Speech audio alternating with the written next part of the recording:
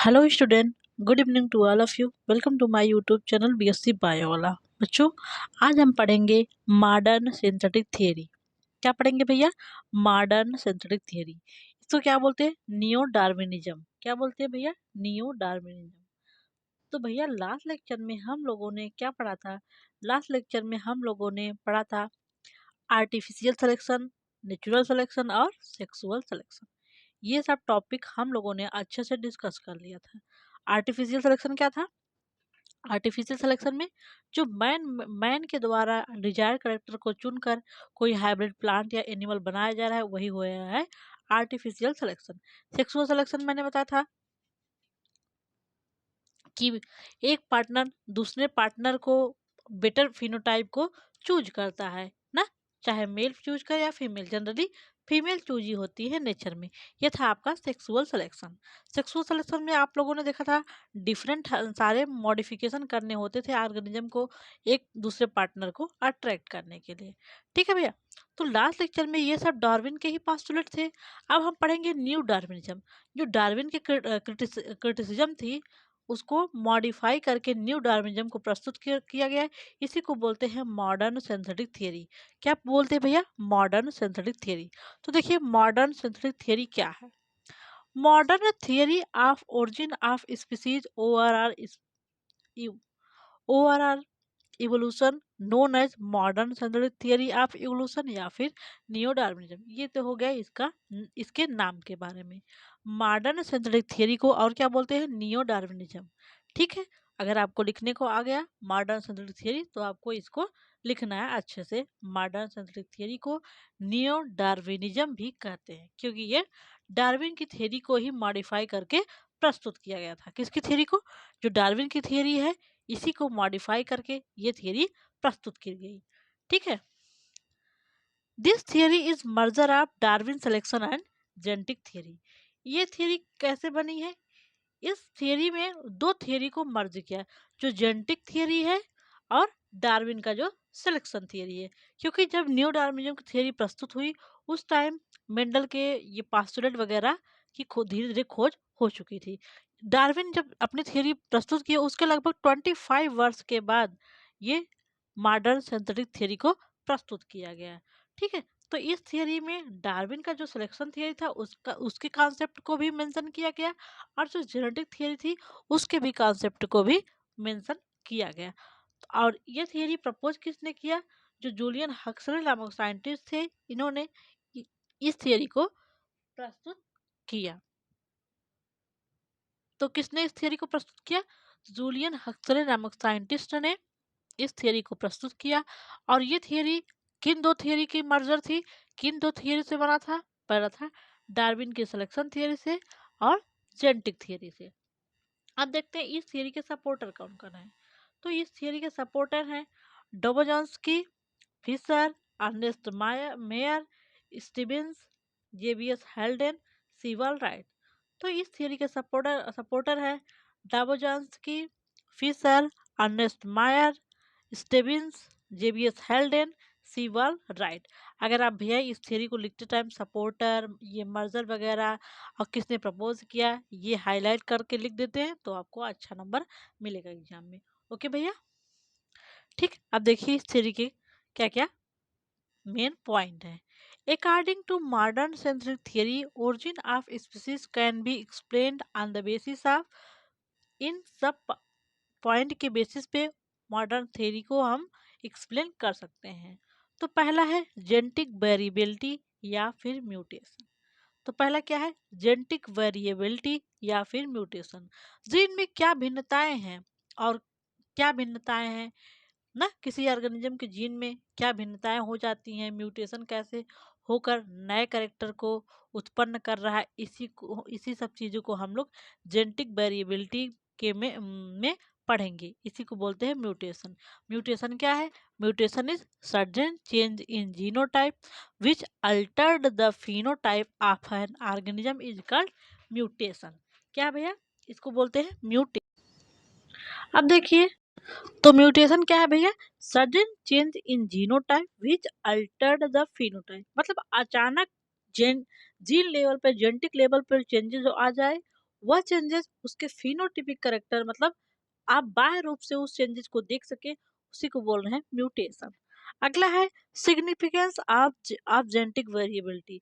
अब हम आगे देखेंगे इस जेनेटिक वेरिएबिलिटी जो चेंज हो रहा है इसका सिग्निफिकेंस क्या है, ये चेंजेस हो रहा है ये ऑर्गेनिज्म के लिए हानिकारक है या फिर लाभप्रद है। ठीक है, नेक्स्ट देखेंगे नेचुरल सिलेक्शन। नेचुरल सिलेक्शन तो आप लोगों ने पढ़ ही लिया है। जेनेटिक ड्रिफ्ट देखा जाएगा, आइसोलेशन देखा जाएगा, उसके बाद ओरिजिन ऑफ न्यू स्पीसीज। तो इनकी थियरी इन सब पॉइंट पे, ये जो मॉडर्न सिंथेटिक थियरी है इन सब पॉइंट पे बेस्ड है। ठीक है भैया, तो आइए एक एक करके पॉइंट हम लोग देखेंगे। पहला देखिए जेनेटिक वेरिएबिलिटी। ठीक है, जेनेटिक वेरिएबिलिटी में देखिए genetic variation that is change in gene of gamete introduce genetic difference genotypic differences in the individual of a population। अगर किसी गैमीट के जीन में चेंजेस हो जाएगा तो ये उसमें वो जीनोटाइपिक रूप से डिफरेंस हो जाएगा। ठीक है, जैसे मान लीजिए कोई गैमीट ए है और इस पे इसके जीन में मान लीजिए इसके जीन में चेंजेस हो गया, यहाँ दो इस्तेमाल ए इस्तेमाल हो गया, तो ये जेनेटिक डिफरेंस हो गया कि नहीं, जीनोटिपिक रूप से ये डिफरेंस हो गया ना, डिफरेंस हुआ कि नहीं। तो ये इसका ये अलग करेक्टर शो करेगा, ये अलग करेक्टर हो गए, तो यही है जेनेटिक वेरिएबिलिटी। ठीक है, आप मेंडल का जब ड्रा पढ़ रहे होंगे उसमें वेरिएशन के बारे में आप लोगों ने पढ़ा है, म्यूटेशन। ठीक है, आपको आगे म्यूटेशन पढ़ना है, उसमें हम आपको अच्छे से बताएंगे, यहाँ पे बस थोड़ा थोड़ा आपको कॉन्सेप्ट बता रहे हैं। और म्यूटेशन क्या है, mutation is sudden change in genotype which Altered the phenotype of an organism. किसी ऑर्गेनिज्म के जीनोटाइप में सडन चेंज हो जाए ना, सडन चेंज हो जाए और इससे फिनोटिपिक बाह्य रूप से भी करेक्टर कुछ हो।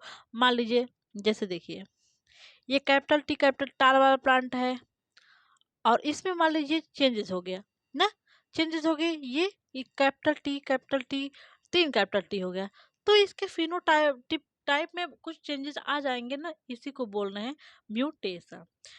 और अब देखिए genetic mutation are essential for evolution. ये जो जेनेटिक जीनोटाइपिक टिपिक वेरिएशन है या फिर म्यूटेशन है, ये इवोल्यूशन के लिए बहुत ही इम्पोर्टेंट है। ठीक है भैया, कैसे इम्पोर्टेंट है, किस तरह ये इवोल्यूशन में रोल कर रहे हैं, जब हम आपको म्यूटेशन वाला म्यूटेशन आगे आप में पढ़ना है, मैं डिटेल में जब म्यूटेशन पढ़ाऊंगी, क्या है यूप्लाइडी, क्या है एन्यूप्लाइडी, डिलीशन क्या है, डुप्लीकेशन क्या है, ट्रांजिशन क्या है, ट्रांसवर्जन क्या है, मोनोप्लाइडी क्या है, डिप्लॉइडी क्या है, ये सब हम आप आगे पढ़ेंगे तो डिटेल में अच्छे से समझा जाएगा। ठीक है भैया, अब देखिए जीन पूल क्या है, ये मैंने एक छोटा सा पॉइंट आपके लिए इंक्लूड किया है। जीन पूल क्या है, total gene content of all the individual of A population is called gene pool. किसी पॉपुलेशन किसी पॉपुलेशन में, पॉपुलेशन क्या है, ग्रुप ऑफ स्पीसीज, वो है पॉपुलेशन। तो ढेर सारी स्पीसीज को बोलते हैं पॉपुलेशन। ठीक है,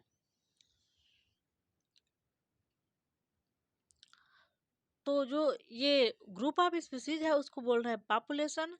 तो एक पॉपुलेशन में जितने भी ऑर्गेनिज्म है उनमें जो जीन प्रेजेंट है उन पूरे टोटल जीन को क्या बोल रहे हैं, उसका जीन पूल। ठीक है, अगला क्या है सिग्निफिकेंस ऑफ जेनेटिक वेरिएबिलिटी या फिर एडाप्टेशन। ये जेनेटिक वेरिएबिलिटी है, इसका क्या सिग्निफिकेंस है, क्या इंपॉर्टेंस है, देखिए adaptation play important role in survival.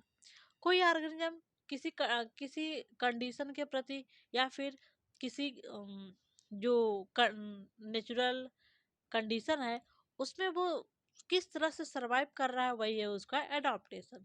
ठीक है, जैसे कोई प्लांट है अगर मरुस्थल में उगेगा तो आपको पता होगा, जैसे आपुंसिया को ले लीजिए, जो इसका लीफ होगी वो स्पाइन में मॉडिफाई हो जाएगी ना, और जो स्टेम होगा वो फ्लैटेंड हो जाएगा।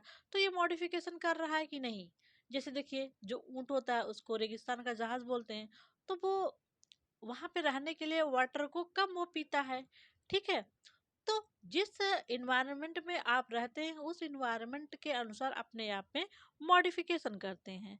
ठीक है, तो ये एडाप्टेशन उनको सरवाइव करने में इम्प्रूव कर देता है। जैसे ठंडियों में आप गर्म करने कपड़े पहनने लगते हैं और गर्मियों में आप हल्के कपड़े पहनते हैं। तो आप इन्वायरमेंट के अनुसार अपने आप को मॉडिफाई कर रहे हैं ताकि आप उस इन्वायरमेंट में सरवाइव कर सके। ठीक है, वही है आपका adaptation. In the struggle for existence only those organism manage to survive that well adapted to environment. जब कोई ऑर्गेनिज्म स्ट्रगल कर रहा होगा तो वही ऑर्गेनिज्म सरवाइव करेगा जो इन्वायरमेंट के प्रति वेल अडाप्टेड है, जो इन्वायरमेंट के लिए अच्छे से अडाप्ट हो चुका है कि भैया हम ठंडे में भी सरवाइव कर सकते हैं और गर्म में भी सरवाइव, सूखे में भी सरवाइव कर सकते हैं और भारी वर्षा हो रही उस टाइम भी सरवाइव कर रहे हैं। तो इन्वायरमेंट के अनुसार जो अपने आप को चेंज कर ले रहा है, जो अडाप्ट कर ले रहा है, वही वहाँ पे यहाँ पे सरवाइव कर रहा है। एग्जाम्पल देखिए, ड्यूरिंग सीवियर है ये ड्राथ, जब बहुत सूखा पड़ता है ना, plant and animal which can efficiently minimise the loss of water and maximise H two absorption have better chance of survival. मान लीजिए बहुत सूखा पड़ गया है, तो वही प्लांट और एनिमल सर्वाइव करेंगे जो कम से कम वाटर खर्च करे और वाटर एब्जॉर्प्शन वो मैक्सिमम करे। वाटर खर्च बहुत कम करे लेकिन एब्जॉर्प्शन वही प्लांट सर्वाइव करेगा जो पानी का बहुत ही कम खर्च कर रहा है और ज़्यादा से ज़्यादा वाटर को एब्जॉर्ब कर रहा है। तो उस ड्राथ कंडीशन में वही ऑर्गेनिज्म सर्वाइव करेगा। इसलिए बदलते इन्वायरमेंट में वही सर्वाइव करेगा जो उस इन्वायरमेंट के प्रति वेल अडाप्टेड है, उसमें मॉडिफिकेशन है, चेंजेस हो चुके हैं। ठीक है, तो सर्वाइवल के लिए किसी ऑर्गेनिज्म में चेंजेस होगा। तो हम आशा करते हैं आपको ये पॉइंट समझ में आ गया होगा। दो पॉइंट हमने देख लिया, जेनेटिक वेरिएबिलिटी और सिग्निफिकेंस ऑफ जेनेटिक वेरिएबिलिटी। अब देखेंगे नेचुरल सिलेक्शन। अब नेचुरल सिलेक्शन आपको पता होगा, इन्वायरमेंट उसी को सिलेक्ट करेगा जो फिट होगा। ठीक है, तो देखिए, natural selection is raw material ओवरआर creative process which uses the variation and mutation as a raw material from which better adapted individual with more chance of survival are obtained। मतलब जिस ऑर्गेनिज्म का survive का more chance है कि इस environment condition में वो ऑर्गेनिज्म सर्वाइव करेगा, उसी को नेचर पहले से ही अडॉप्ट करती आ रही है ना। तो लोग फिल्टर होते होते आ रहे हैं कि भैया बेटर जीनोटाइप का हमेशा से ही अडाप्टेशन हो के उनको नेचर क्या कर रही है, सेलेक्ट कर रही है, अच्छे को सेलेक्ट कर रही है। जैसे होता है नहीं, आप फल के शॉप पे जाते हैं तो अच्छे फल को चूज करते हैं, वैसे नेचर ही है अच्छे कैरेक्टर को वो चूज करके उनको सेलेक्ट कर रही है कि भैया आप अपने प्रोजनी को बढ़ाइए, और जो अच्छे कैरेक्टर नहीं है उनको नीचे धीरे धीरे डिस्ट्रॉय कर दे रही है। ठीक है, तब देखिए, population exhibit following condition. Population में डिफरेंट सारी कंडीशन होती हैं। ये कंडीशन क्या है? Mutational equilibrium, random mating, equal chance for all genotype to live and reproduce. मतलब म्यूटेशनल इक्विलिब्रियम, सभी ऑर्गेनिज्म में म्यूटेशन का साम्य अवस्था होती है। लगभग सभी ऑर्गेनिज्म में म्यूटेशन करने की क्षमता होती है, और किसी पॉपुलेशन के जो ऑर्गेनिज्म है उनमें रैंडम मेटिंग करने की भी क्षमता हो सकती है। ठीक है, equal chance for all genotype to live and reproduce, सभी को इक्वल चांस होना चाहिए जीने का और रिप्रोडक्शन करने का। ठीक है, ये है better condition for population. Okay बच्चे, और नेक्स्ट है आपका जेनेटिक ड्रिफ्ट। देखिए, मैं जो ये जेनेटिक ड्रिफ्ट आप में दो चार लाइन हम यहाँ पे बताएंगे, आप में डिटेल में जेनेटिक ड्रिफ्ट आगे पढ़ना है। आगे हम अच्छे से आपको जेनेटिक ड्रिफ्ट बताएंगे। ठीक है, म्यूटेशन भी बताएंगे, जेनेटिक ड्रिफ्ट भी बताएंगे, आगे जो आइसोलेशन है उसको भी अच्छे से बताएंगे। ठीक है, तो जेनेटिक ड्रिफ्ट क्या है देखिए, genetic drift also known as Sewall Wright effect, क्योंकि सीवाल राइट नामक साइंटिस्ट ने जेनेटिक ड्रिफ्ट को खोजा था, इसीलिए जेनेटिक ड्रिफ्ट को सीवाल राइट इफेक्ट भी कहते हैं। जेनेटिक ड्रिफ्ट क्या है? Random change in gene over allele frequency by chance not due to natural selection is called genetic drift.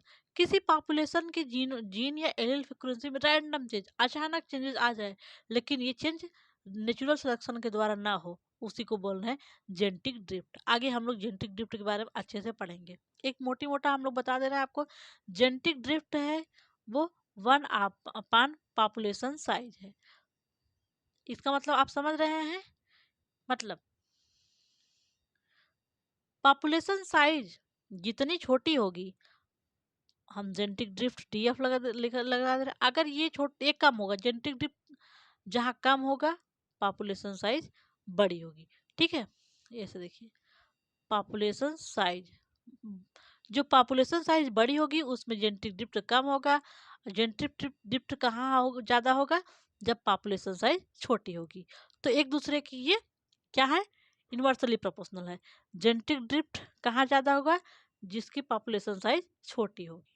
ठीक है, अब देखिए अगला है आइसोलेशन। आइसोलेशन भी आगे आपको डिटेल में पढ़ना है ना, रिप्रोडक्टिव आइसोलेशन एंड स्पेसिएशन वाले टॉपिक में हम आपको आइसोलेशन अच्छे से पढ़ाएंगे। ठीक है, यहाँ पे बस थोड़ा सा आपको पढ़ना है।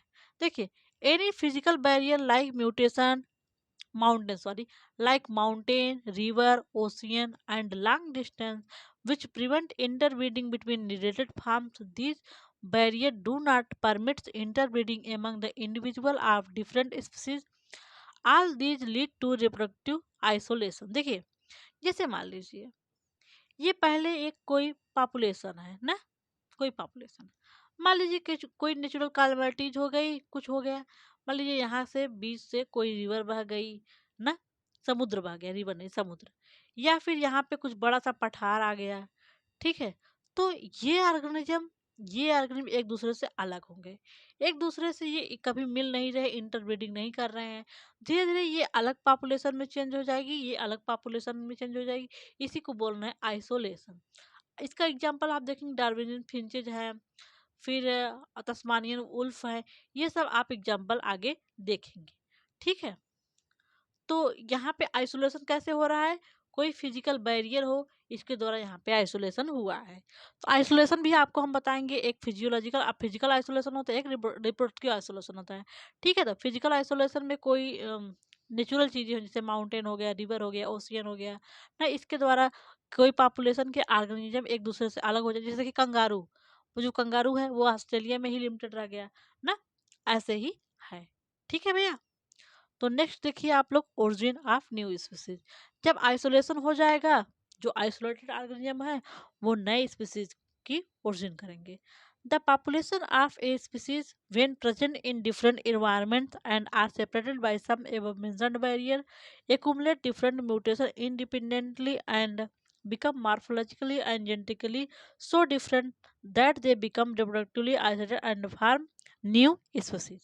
देखिए, इसका मतलब क्या है, जब ये पॉपुलेशन में कोई बैरियर के द्वारा एक दूसरे से ये अलग हो गए, तब इनमें मान लीजिए इनमें कुछ म्यूटेशन हो गया, इनमें कुछ चेंजेस हो गए, और ये अपने अपने इन्वायरमेंट के अनुसार अपने आप को अडाप्ट कर लिए, इन्वायरमेंट के अनुसार अपने आप को अडाप्ट कर लिए।